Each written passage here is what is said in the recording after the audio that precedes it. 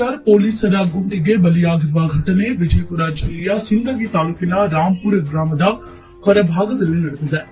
35 ವರ್ಷದ ಯೂನುಸ್ ಇಕ್ಲಾಸ್ ಪಟೇಲ್ ಗುಂಡಿಗೆ ಬಲಿಯಾದ ರೌಡಿ ಶೀಟರ್. ನಟೋರಿಯಸ್ ಹಂತಕನಾಗಿದ್ದ ಯೂನುಸ್ ಪಟೇಲ್ ನಿನ್ನೆ ಓರ್ವನಿಗೆ ಚಾಕು ತೋರಿಸಿ 25,000 ಹಣ ದರೋಡೆ ಮಾಡಿದ. ನಂತರ ಆತನ ಸ್ಕೂಟಿ ಸಹ ದರೋಡೆ ಮಾಡಿ ಪರಾರಿಯಾಗಿದ್ದ.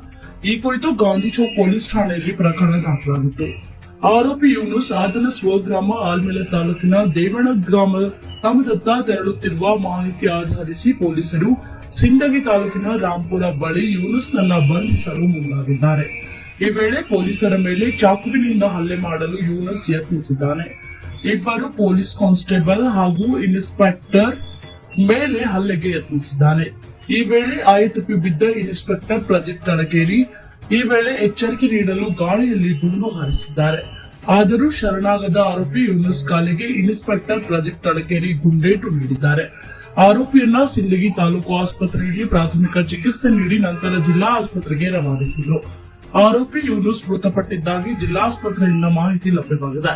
ಮೃತ ಆರೋಪಿ ಯೂನುಸ್ ಮೇಲೆ 2 ಕೊಲೆ ಪ್ರಕರಣ, 1 ಕೊಲೆ ಯತ್ನ ಸೇರಿದಂತೆ 12 ಪ್ರಕರಣಗಳಿವೆ. ಈ ಕುರಿತು ತನಿಖೆ ನಡೆಸಲಾಗುತ್ತದೆ ಎಂದು ಎಸ್ಪಿ ಲಕ್ಷ್ಮಣ್ ನಿಂಬರ್ಗೆ ಮಾಹಿತಿ ನೀಡಿದ್ದಾರೆ.